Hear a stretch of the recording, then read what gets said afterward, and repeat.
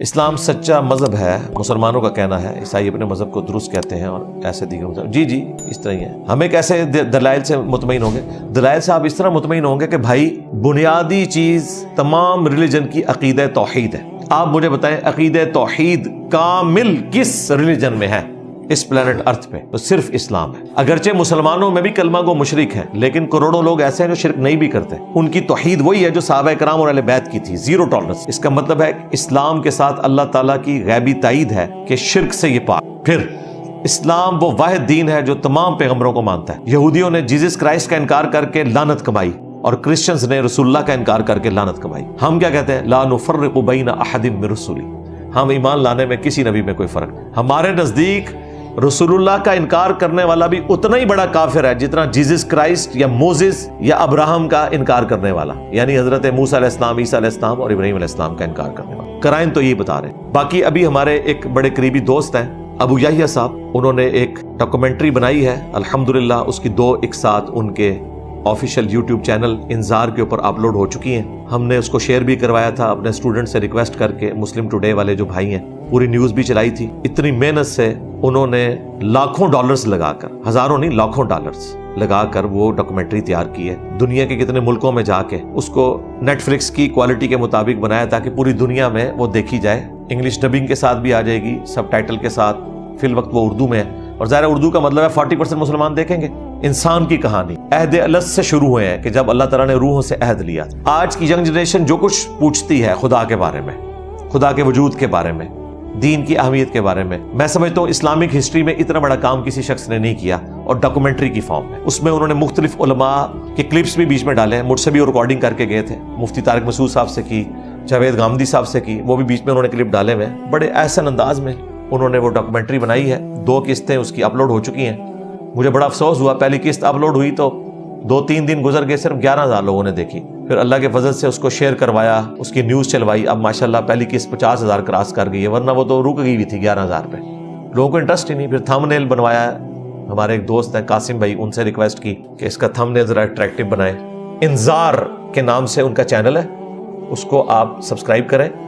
ہم T V کے اوپر بھی وہ چل رہی ہیں ویکینڈ کے اوپر شام کے وقت، لیکن ان کے اپنے چینل پہ بھی یوٹیوب کے موجود ہے، لیکن آپ کوشش کریں کہ انذار پہ ہی دیکھیں تاکہ ان کو بھی اس حوالے سے فائدہ پہنچے۔ انہوں نے وہ کام کر دیا جو آج ہمیں نوجوان نسل تک وہ کام پہنچانا ہے۔ انسان کی کہانی بائی ابو یحییٰ، ریحان احمد یوسفی، جن کی وہ کتاب ہے جب زندگی شروع ہوگی، یہ انہوں نے ہی کام کیا ہے، اور بڑا ریمارکیبل کام ہے۔ اللہ تعالیٰ ان کو جزائے خیر دے اس کام کی، آمین۔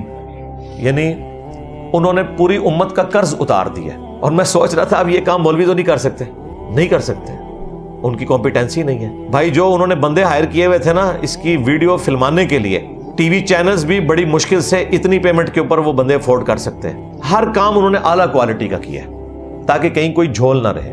بدھسٹ کا ذکر آیا ہے تو وہاں پہ وہ پہنچے ہیں جہاں پہ ان کے وہ سارے کے سارے معاملات اس وقت وہ نیپال کے اندر، بھوٹان کے اندر، اسی طریقے سے ترکیے میں گئے ہیں، رشیا میں، امریکہ میں، یورپ میں، جو تاریخی مقامات ہیں، جتنے مختلف ریلیجن کے لوگوں سے ملاقاتیں، اور پھر اس کے اوپر ورڈکٹ دینا۔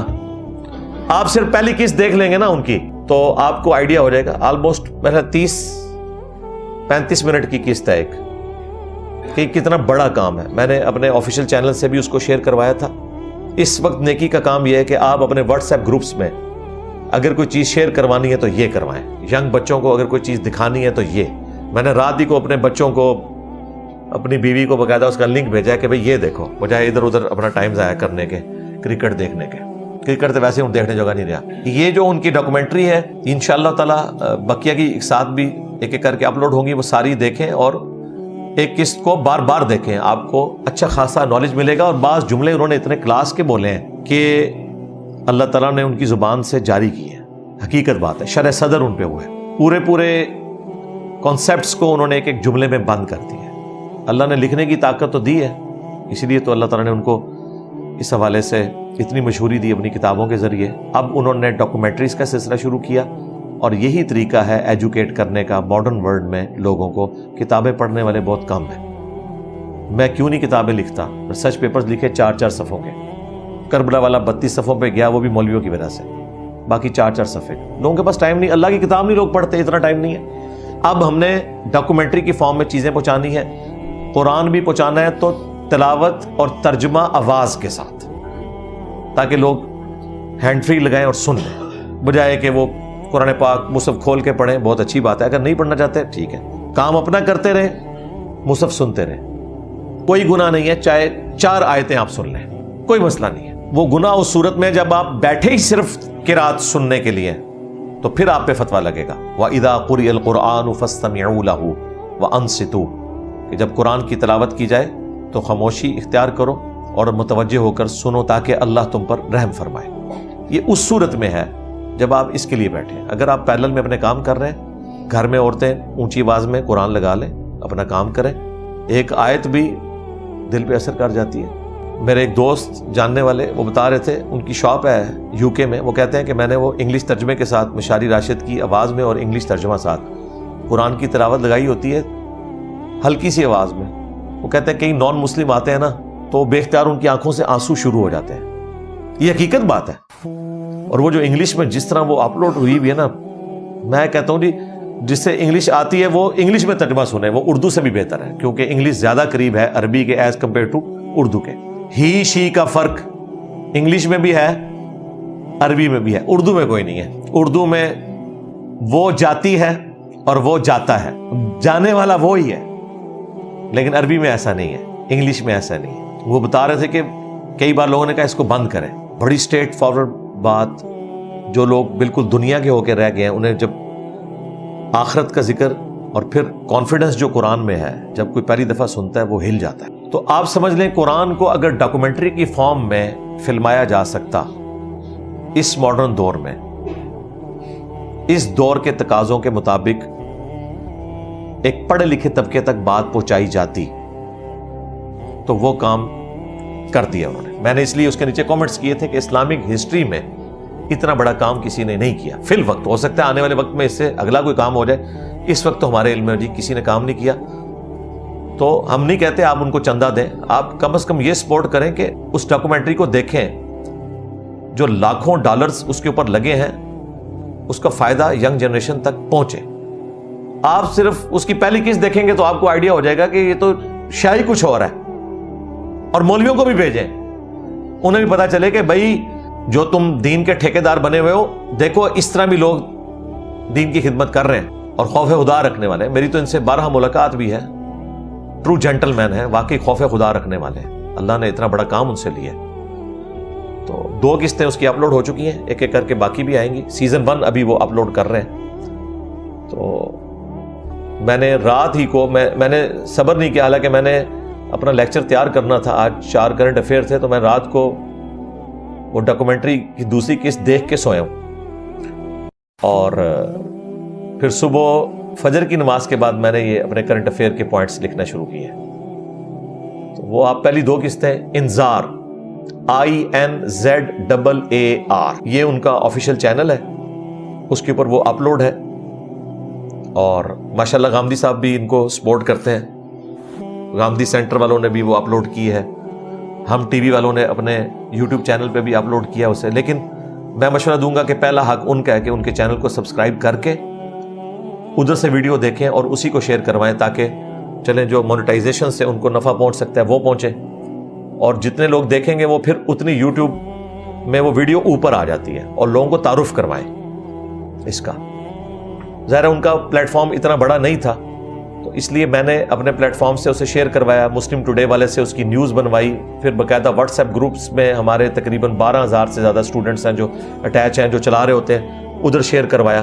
اب میں آفیشیلی آج مجھے بائی چانس یہ یاد آ گیا وہ پرچی پڑھتے ہوئے، تو میں نے کہا چلیں میں اس موقع کو غنیمت جانتے ہوئے ایک کلپ اس حوالے سے بنا دوں تاکہ ہمارے اسٹوڈنٹس تک یہ بات پہنچ جائے، اور وہ اللہ کے دین کے مجاہد بنتے ہوئے بجائے یہ کہ رونا پیٹنا ڈال کے بیٹھ جائیں کہ ماڈرن دور میں ہم اپنے بچوں تک دین کی دعوت کیسے پہنچائیں، لوگ دین سے متنفر ہو رہے ہیں۔ ایک وہ محاذ ہے جو ہم نے سنبھالا ہوا ہے فرقہ واریت کے اگینسٹ، بزرگ بابوں کی غلط تعلیمات کے اگینسٹ، اور ایک ماڈرن طبقے تک اس طریقے سے بات پہنچانا۔ اب وہ بات ایسی ہے جو آپ کسی کو بھی دکھا سکتے ہیں، بریلوی، دیوبندی، اہل حدیث، شیعہ، ایون کسی کرسچن کو، کسی یہودی کو، اس میں تمام ریلیجن کو انہوں نے ڈسکس کیا، اور کسی کی تحقیر نہیں کی ہے، سب کو بتایا کہ خدا کے ماننے والے ہیں، یوں ان کی پگڈنڈیاں ہیں، سب ایک خدا کی طرف جا رہے ہیں۔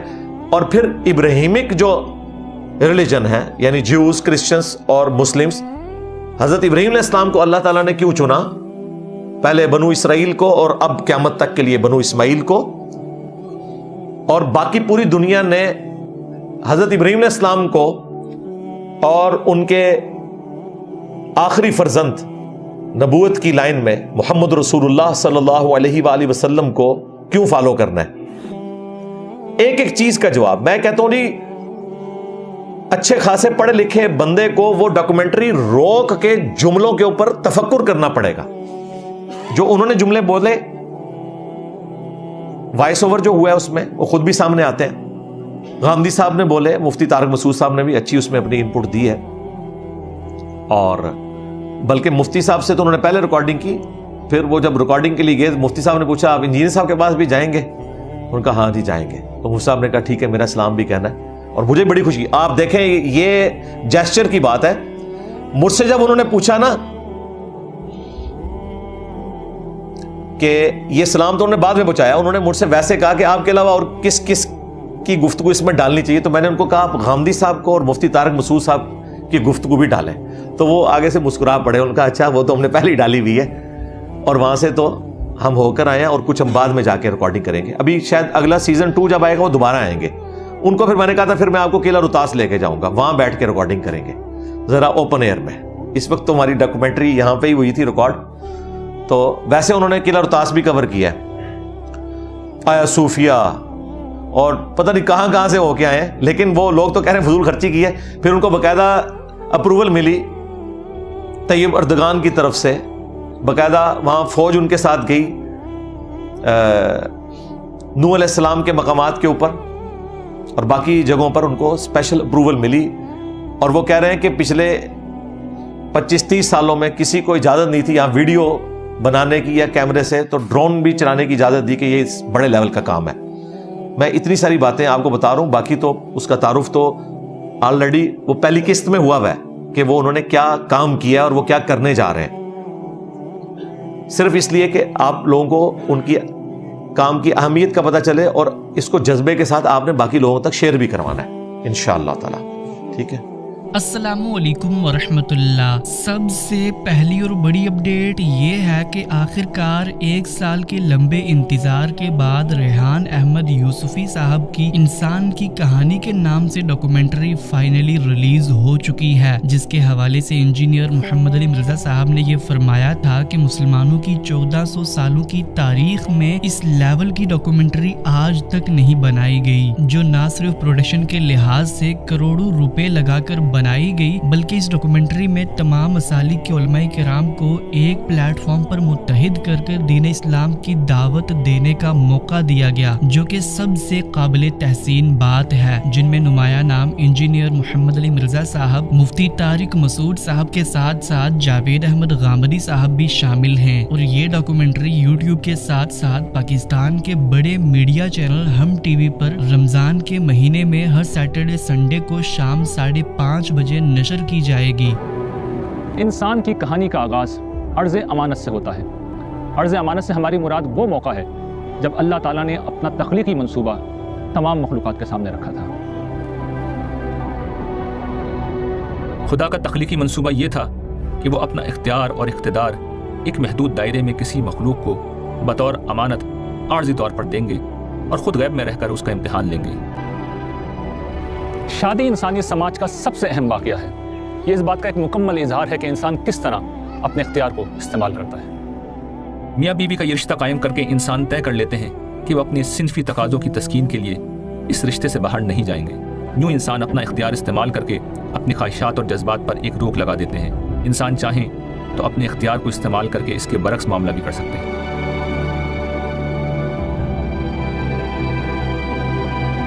فرشتے صرف اتنا کر سکتے ہیں جتنا اللہ نے انہیں اختیار دیا ہوا ہے، اس میں نہ وہ اپنی طرف سے کچھ ایڈ کر سکتے ہیں نہ مائنس کر سکتے ہیں، لیکن ہمارے لیے کیا آیا؟ فَأَلْهَمَهَا فُجُورَهَا وَتَقْوَاهَا، فجور بھی یعنی کہ برائی کا مادہ بھی اچھائی کا مادہ بھی، ان کی پہچان بھی ودیت کر دی. انا ہدیناہ السبیل اما شاکرا و اما کفورا.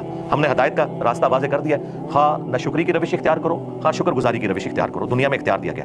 اس اختیار کے ہوتے ہوئے یہ اختیار اگر کائنات میں کسی کے پاس تھا نا تو وہ خدا کے پاس تھا. اس کے بعد اگر یہ اختیار کسی کو ملا ہے نا تو انسان کو ملا ہے. اگرچہ ہم اپنی باؤنڈریز کے اندر مجبور بھی ہیں ان گیون سرکمسٹانسز کے اندر. میں کتنا بھی پھیل جاؤں اپنی کھال سے باہر نہیں نکل سکتا. انسان کے دو پہلو ہیں، ایک اس کا حیوانی وجود ہے، وہ تو جس طرح کہ قرآن نے بتایا ہے اسی دنیا میں جس طرح دوسری مخلوقات وجود میں آتی ہیں اسی طرح وجود میں آتا ہے. پھر اس کی شخصیت ہے، تو انسان کی وہ اصل شخصیت ہے جس میں ابدیت کا شعور دیا گیا ہے. تو یہ عبد و معبود کے باہمی تعلق کی کہانی ہے. اس لحاظ سے آپ کہہ سکتے ہیں کہ یہ انسان کی کہانی ہے. انسان کی کہانی میں سب سے عجیب چیز یہ کتاب قرآن مجید ہے. یہ کتاب دنیا سے الگ تھلگ واقع عرب کے اس غیر متمدن صحرائی علاقے میں نازل ہوئی جہاں کی باسیوں کی دنیا میں کوئی حیثیت نہ تھی. عین اس وقت جب اس کتاب کو خدائی کلام ماننے والے گنتی بھر لوگ مخالفت کے ایک طوفان میں گھرے ہوئے تھے، ان سے اس کتاب میں یہ وعدہ کیا گیا کہ انہیں زمین کا اقتدار دے دیا جائے گا. یہ ایسا ہی ہے جیسے آج افریقہ کے کسی غیر ترقی یافتہ اور کمزور ملک میں کسی مذہبی کتاب میں اپنے پیروکاروں سے محض ایمان و عمل صالح کی بنیاد پر زمین پر غلبے کا وعدہ کیا جائے تو کسی کو اس بات پر یقین نہیں آئے گا. مگر اس سے زیادہ عجیب بات یہ ہے کہ اس کتاب کے ماننے والوں سے جو وعدہ کیا گیا تھا وہ صرف چند برسوں میں پورا ہو گیا. ایمان والے پہلے سرزمین عرب پر غالب آئے اور پھر دنیا کی سب سے بڑی طاقت بن گئے. ان کے طاقتور مخالفین کا نام و نشان مٹ گیا. ایک ایسی قوم جس کے پاس نہ کوئی ایسا لیڈر تھا جو ان کو متحد کر سکے، نہ ان کے کوئی جغرافیائی حالات ایسے تھے، نہ ان کے قبائلی نظام میں اس کی گنجائش تھی. ایک مذہبی سرداری قسم کا ایک نظام تھا جو خانہ کعبہ کی وجہ سے قائم تھا. اس قوم کے لیے اللہ تعالیٰ کا یہ قبل از وقت کہہ دینا کہ وہ یہ کم کر دیں گے تو اس میں کوئی شبہ نہیں کہ ایک بہت بڑا معجزہ ہے. دیکھیں سورۃ الانبیاء میں بھی اللہ تعالیٰ نے فرمایا کہ ہم نے داؤد علیہ السلام کے لیے بھی یہ وہی فرمائی تھی کہ ہمارے بندے ہی زمین کے وارث ہوں گے. تم میں سے جو لوگ ایمان لائے اور انہوں نے اچھے عمل کیے ہیں ان سے اللہ کا وعدہ ہے کہ ان کو وہ اس سرزمین میں ضرور اسی طرح اقتدار عطا فرمائے گا جس طرح ان سے پہلے گزرے ہوئے لوگوں کو اس نے عطا فرمایا تھا. قرآن مجید نے کہا تھا کہ هو الذی ارسل رسولہ بالہدی ودین الحق لیظہرہ علی الدین کلہ. ہم نے محمد صلی اللہ علیہ وسلم کو پیغمبر اس لیے بنا کے بھیجا تاکہ آپ اس دین کو تمام ادیان پہ غالب کر دیں. اور یہ جو پروفیسی ہے پھر کھل کے بخاری مسلم میں بھی آئی ہے. نبی علیہ السلام نے فرمایا کہ ان قریب رومن امپائر ختم ہو جائے گی اور پھر قیامت تک کوئی کیسر نہیں ہوگا. ان قریب پرشین امپائر گر جائے گی اور اب کوئی کسرا نہیں ہوگا. اور پھر وقت نے دیکھا کہ نبی علیہ السلام کی پروفیسی پوری ہوئی. یہی نہیں بلکہ قرآن مجید کے نازل کرنے والے نے عین اس وقت جب سارے مخالفین اس کتاب کی دعوت کو مٹانے پر تلے ہوئے تھے اس میں اپنا فیصلہ اس طرح سنا دیا تھا. بے شک یہ ذکر یعنی قرآن ہم نے اتارا ہے اور ہم ہی اس کی حفاظت کرنے والے ہیں. قرآن مجید کے بارے میں حیرت انگیز بات ہے کہ یہ الحمد سے لے کر والناس تک اس کا حرف وہی ہے. اور بعض ماہرین نے یہ کام کیا ہے کہ 14 صدیوں کے مخطوطات نکال کر ثابت کر دیا ہے کہ پہلے دن جو متن موجود ہے شروع کے زمانے میں وہی اینڈ تک موجود ہے. اس متن میں ذرہ برابر بھی آگے پیچھے کچھ نہیں ہوتا. یعنی نبی صلی اللہ علیہ وسلم کے دور میں اگر کوئی لفظ قرآن مجید کا عربی کے قاعدوں سے ہٹ کے لکھا گیا جو کتابت کے عام قاعدوں سے ہٹ کے اس کو بھی چینج نہیں کیا گیا ہے. ہاں یہ تو ہوا ہے کہ قرآن میں ایک نقطے بعد میں لگے یا اعراب لگے اس کی ایک تاریخ ہے، لیکن جو قرآن کا عبارت ہے وہ بالکل مینوان ویسی کی ویسی ہے. یہ خود ایک حیرت انگیز بات ہے اور لگتا ہے کہ خدا نے کوئی تکوینی طریقے سے اس کو سنبھال کے رکھا ہوا ہے. کسی کی ضرورت نہیں ہے کہ اس میں کوئی ترندازی کر سکے. انسان کی کہانی کے نام سے یہ ڈاکومنٹری دیکھنے کے بعد اندازہ لگایا جا سکتا ہے کہ یہ ڈاکومنٹری کس لیول کی ہے. اور انجینئر صاحب نے تو اس ڈاکومنٹری کو نیٹ فلکس کے سٹینڈرڈ کی ڈاکومنٹری کہا تھا جس میں ریحان احمد یوسفی صاحب اور ان کی ٹیم نے بڑے زبردست طریقے سے ہر پہلو کو بڑے باریک طریقے سے پریزنٹ کرنے کی کوشش کی ہے. اگر آپ اس ڈاکومنٹری کے پہلے ایپیسوڈ کو دیکھنا چاہتے ہیں تو اس کی لنک ڈسکرپشن میں پرووائڈ کر دی گئی، آپ وہاں سے اسے دیکھ سکتے ہیں. اللہم صلی علی محمد وعلی آل محمد واصحاب محمد وازواج محمد وامت محمد اجمعین الی یوم الدین آمین.